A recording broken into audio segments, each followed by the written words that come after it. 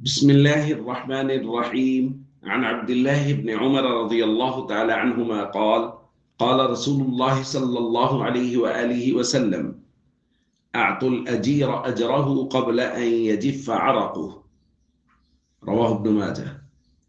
نبی کریم صلی اللہ علیہ وآلہ وسلم نے ارشاد فرمایا، مزدور کو اس کا پسینہ خشک ہونے سے پہلے مزدوری دے دو۔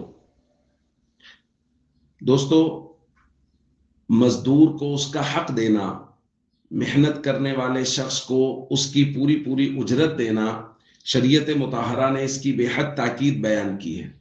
نبی کریم صلی اللہ علیہ وآلہ وسلم نے تو یہاں تک فرمایا، ثلاثۃ انا خصمہم یوم القیامہ، تین قسم کے لوگ وہ ہیں کہ میں قیامت کے دن ان کی طرف سے اللہ کے دربار میں مدعی بن کے کھڑا ہوں گا۔ اور ان میں سے ایک کا فرمایا، وَرَجُلٌ اسْتَأْجَرَ أَجِيرًا فَاسْتَوْفَى مِنْهُ وَلَمْ يُعْطِ أَجْرَهُ، وہ آدمی جس نے کسی مزدور کو لیا، اس سے پورا کام لیا لیکن اس کی اجرت اس کو نہیں دی، میں قیامت کے دن اس مزدور کی طرف سے اللہ کے دربار میں مدعی بن کے کھڑا ہوں گا کہ اس کی مزدوری لے کے دی جائے۔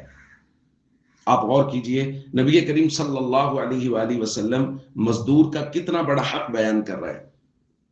یہ تو ہمارے یہاں آج کل لیبر ڈے اور اس طرح کی چیزوں کو شروع کیا گیا ہے۔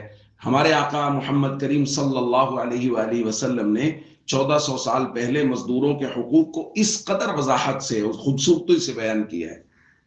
تو اس لیے ہم سب کو چاہیے مزدوروں کا پورا حق ان کو ادا کریں۔ ہمارے یہاں بہت ساری کوتاہیاں ہیں، ہم نے دیکھا معاشرے میں بہت سارے وزادار لوگ مالی اعتبار سے بھی مضبوط، لیکن ایک مزدور کی مزدوری روک کے بیٹھ جائیں گے، ٹھیکیدار بہت سارے مزدوروں کی مزدوری روک کے بیٹھ جائیں گے۔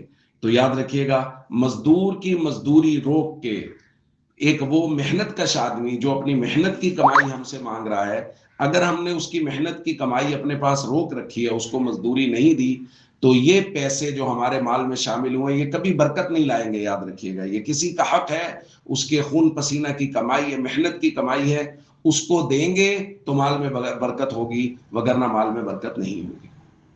السلام علیکم ورحمۃ اللہ وبرکاتہ۔